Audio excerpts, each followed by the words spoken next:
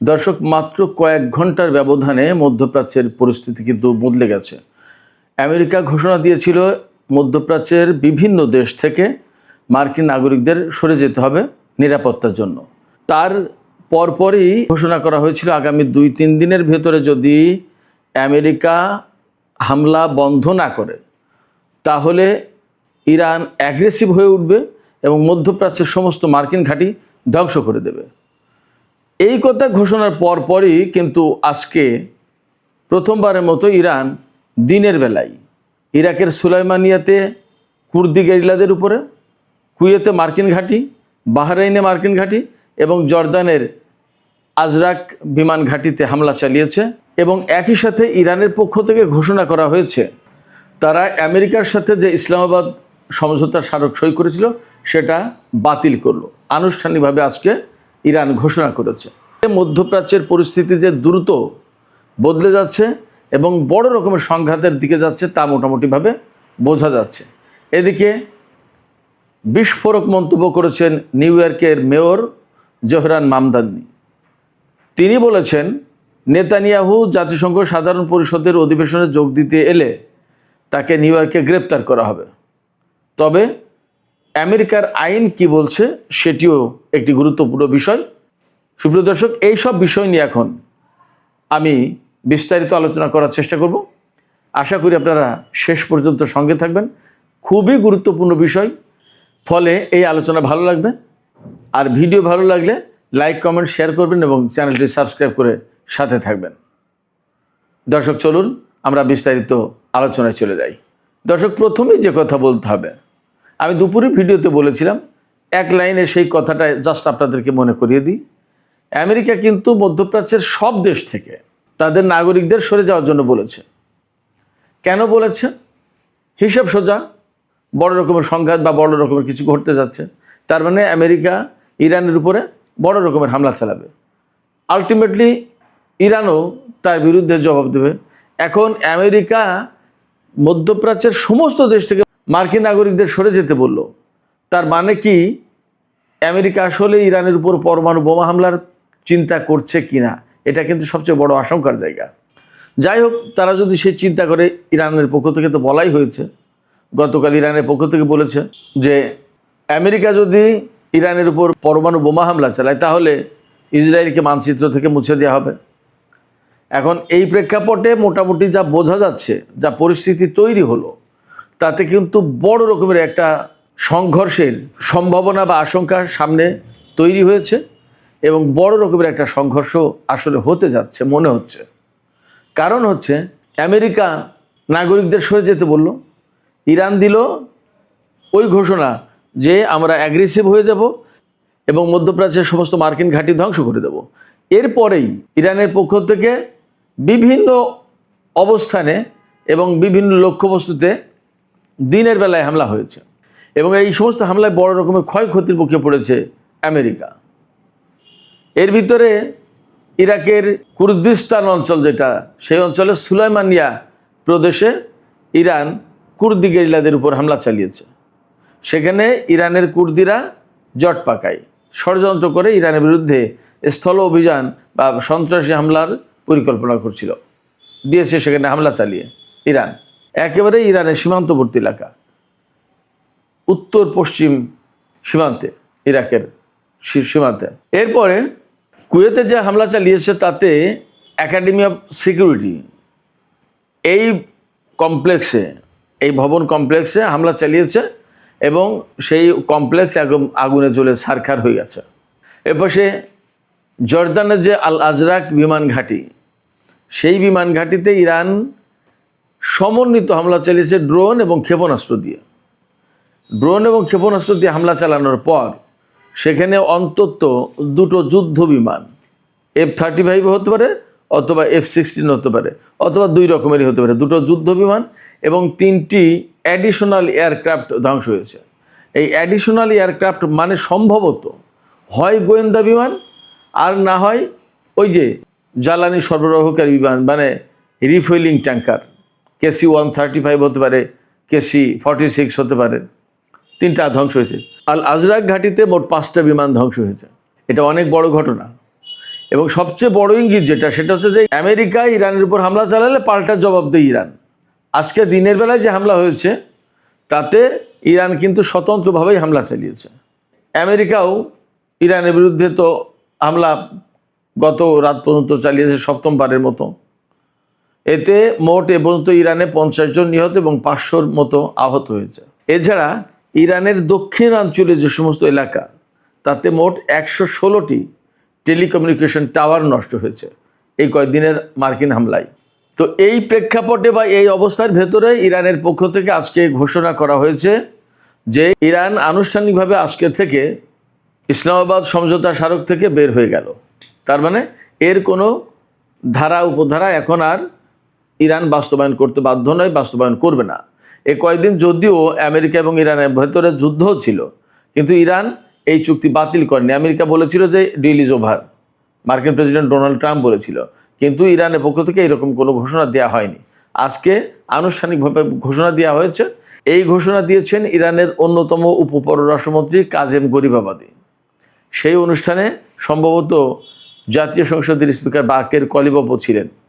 যাই হোক, এই যে ঘোষণা, এই ঘোষণা কিন্তু অনেক বড় ঘোষণা, যেখানে কূটনৈতিক উপায়ে নতুন করে আবার উদ্যোগ নেওয়া হবে কিনা শান্তি প্রতিষ্ঠার বা দুই পক্ষের ভেতরে একটা মীমাংসা করার, সেই জায়গায় ইরানের পক্ষ থেকে আজকে এই ঘোষণা মানে হচ্ছে ইরান একেবারে চূড়ান্তভাবে যুদ্ধের দিকে চলে গেল।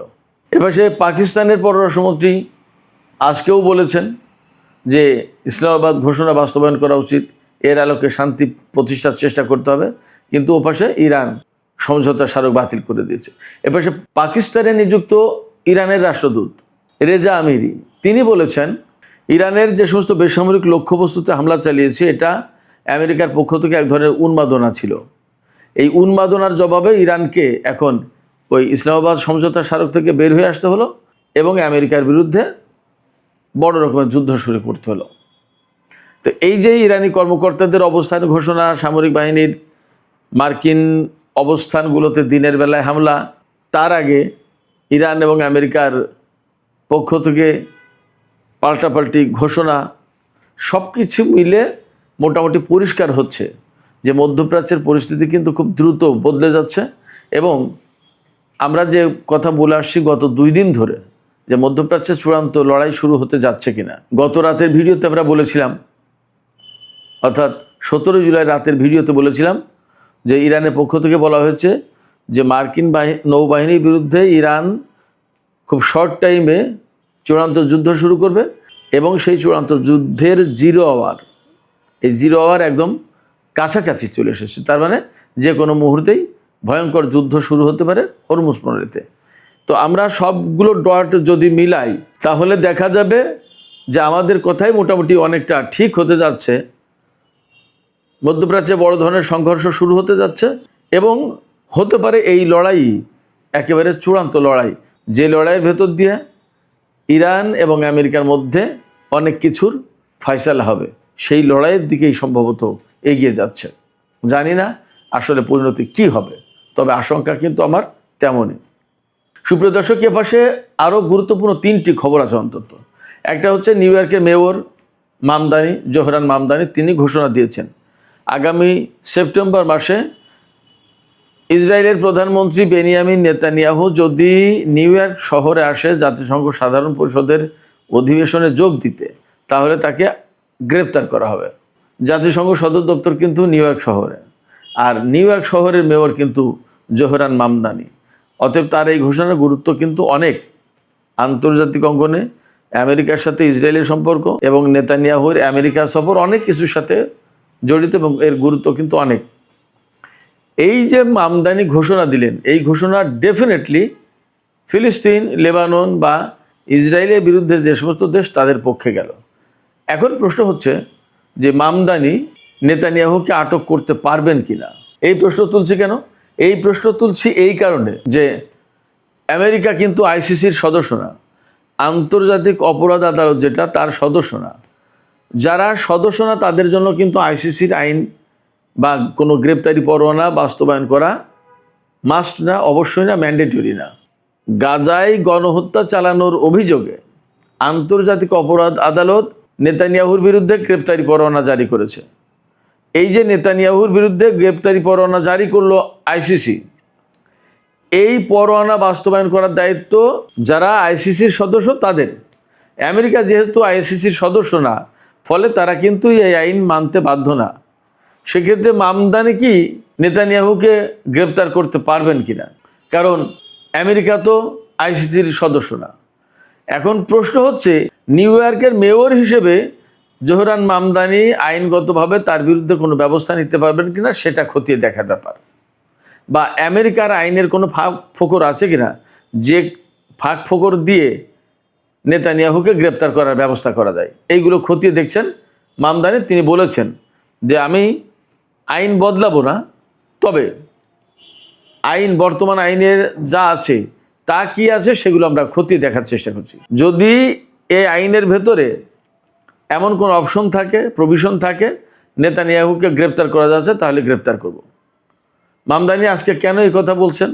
মামদানি আজকে এই কথা বলছেন এই কারণে, তিনি মেয়র নির্বাচনের আগে এই কথা বলেছিলেন যে আমি যদি মেয়র নির্বাচিত হতে পারি আর নেতানিয়াহু যদি আমেরিকা আসে, তাহলে আইসিসির রায় বাস্তবায়ন করব, তাকে গ্রেপ্তার করব। সেপ্টেম্বর তো কাছাকাছি, জাতিসংঘ সাধারণ পরিষদের বার্ষিক অধিবেশন চলে আসছে প্রায় সামনে। এই অবস্থায় মার্কিন সাংবাদিকরা মামদানিকে জিজ্ঞেস করেছেন যে আপনি কি এখনও সেই ঘোষণার উপর অটল? নেতানিয়াহু যদি আসে তাহলে কি আপনি গ্রেপ্তার করবেন? এই প্রশ্নের জবাবে তিনি জানিয়েছেন যে হ্যাঁ, তাকে গ্রেপ্তার করার ব্যবস্থা নেব, তবে আইনে কি আছে সেটা দেখতে হবে, যদি হয়ে যায় তাহলে তাকে গ্রেপ্তার করা হবে। সুপ্রিয় দর্শক, এ পাশে আরও দুটি খবর আছে, দুটোই ইসরায়েল রিলেটেড। একটি খবর হচ্ছে সিরিয়ার রাজধানী দামেস্কের মাত্র 20 কিলোমিটার দক্ষিণে সম্ভবত আল জামদালাব এলাকায় ইসরায়েল একটি হাসপাতাল নির্মাণের কাজ শুরু করেছে। সিরিয়ার ভিতরে, সিরিয়ার রাজধানী থেকে মাত্র 20 কিলোমিটার দূরে ইসরায়েল একটি হাসপাতাল নির্মাণের কাজ শুরু করেছে। এই খবর দিচ্ছে সিরিয়ান অবজারভার নামে একটি পত্রিকা, এবং মোটামুটিভাবে আলোচনা হচ্ছে বিষয়টা নিয়ে যে ইসরায়েল কি করে স্বাধীন সার্বভৌম একটি রাষ্ট্র সিরিয়া, সেই রাষ্ট্রের ভেতরে হাসপাতাল বানায়। হাসপাতালটা কেন বানাচ্ছে? ইসরায়েল বলছে যে দ্রুজ সম্প্রদায়ের চিকিৎসা সেবা টেবা দেওয়ার জন্য, কিন্তু সিরিয়ার দ্রুজ সম্প্রদায়ের যারা ধর্মীয় তারা বলছে যে আমরা সিরিয়ার প্রতি অনুগত, সিরিয়া আমাদের দেশ। আর বিশেষজ্ঞরা বা রাজনৈতিক বিশ্লেষকরা বা সামরিক বিশ্লেষকরা বা ভূ রাজনৈতিক বিশ্লেষকরা তারা বলছেন যে একটি স্বাধীন সার্বভৌম দেশ সিরিয়া, তার ভিতরে কি করে ইসরায়েল এই হাসপাতাল বানাতে পারে, এটা সম্ভব কীভাবে? নিতান্তই গায়ের জোরে। এবং বর্তমানে যিনি ক্ষমতা আছেন আল সারা বা জোলানি, তিনি হয়তো ইসরায়েলকে গ্রিন সিগন্যাল দিয়েছেন। প্রশ্ন হচ্ছে যে তিনি মুসলিমদের স্বার্থ এবং সিরিয়ার স্বার্থ রক্ষা করার জন্য তো সিরিয়ার প্রেসিডেন্ট হয়েছেন, এখন তিনি কি করে ইসরায়েলের হাসপাতাল নির্মাণের এখানে অনুমতি দেন? অথচ ইসরায়েলের সাথে সিরিয়ার কিন্তু শত্রুতা কাগজে কলমে অন্তত। এবং সিরিয়ার একটা বিরাট অংশ গোলান উপত্যকা, গোলান মালভূমি, তা কিন্তু ইসরায়েল দখল করে রেখেছে, এবং যা নিয়ে বাশার আসাদ সরকারের সাথে ইসরায়েলের ব্যাপক দ্বন্দ্ব ছিল। আর এখন জোলানি ক্ষমতা এসে সে সমস্ত সব কিছু ভুলে ইসরায়েলকে সিরিয়ার ভিতরে হাসপাতাল বানাতে দিচ্ছে। তার মানে কি? তার মানে হচ্ছে এই হাসপাতালের নামে এখানে ইসরায়েলি সামরিক বাহিনী এবং গোয়েন্দাদের উপস্থিতি ঘটিয়ে ইরান রিলেটেড যে সমস্ত তৎপরতা বা ব্যক্তিদের অবস্থান কার্যক্রম, এইগুলো তারা মনিটর করবে, এবং এখান থেকে অর্থাৎ ইসরায়েল অ্যাডভান্স হয়ে এসে সিরিয়ার ভিতরে তাদের একটা অবস্থান তৈরি করলো। এটা হলো পরিষ্কার কথা। এদিকে আরেকটি খবর বেরিয়েছে, এটা বহু গণমাধ্যমে এসছে, ইসরায়েল এইরকম একটা কারাগার নির্মাণের চিন্তা করছে, যেখানে কুমির দিয়ে ঘেরাও করে রাখা হবে চারিপাশ দিয়ে, যাতে কারাগার থেকে ফিলিস্তিনি বন্দীরা পালিয়ে না যেতে পারে। চিন্তা করতে পারেন। এবং এখানে নীল নদের কুমির এনে দেওয়া হবে। তাহলে মানবতা কোথায়? মনুষ্যত্ব বোধ কোথায়? সভ্যতা কোথায়? এটা কি সভ্য দুনিয়া? এই প্রশ্ন কিন্তু আসে। সুপ্রিয় দর্শক, এখনকার আলোচনা এখানে শেষ করতে চাইছি। আলোচনা শেষের আগে আপনাদের কাছে আমি প্রশ্ন করতে চাই, আপনাদের মতামত জানতে চাই যে আসলে যে সমস্ত লক্ষণ মধ্যপ্রাচ্যে দেখা যাচ্ছে, ইরান বিশেষ করে দিনের বেলায় হামলা চালালো, তার ভেতর দিয়ে কি এই কথা মনে হচ্ছে যে এই যে চূড়ান্ত যুদ্ধ শুরু হওয়ার যে কথা, যে আকার ইঙ্গিত, যে আলাপ আলোচনা ছিল, তার প্রথম ধাপ শুরু হয়ে গেল? কি মনে হয়? আর নিউ ইয়র্কের মেয়র জোহরান মামদানি তিনি নেতানিয়াহুকে আটকের ঘোষণা দিলেন। এই ঘোষণাটা কত গুরুত্বপূর্ণ আন্তর্জাতিক রাজনীতির ক্ষেত্রে? আমেরিকা এবং ইসরায়েলের সম্পর্কের ক্ষেত্রে। আপনাদের মতামত কমেন্টে জানাতে পারেন। আর ভিডিও ভালো লাগলে লাইক, কমেন্ট, শেয়ার করবেন এবং চ্যানেলটি সাবস্ক্রাইব করে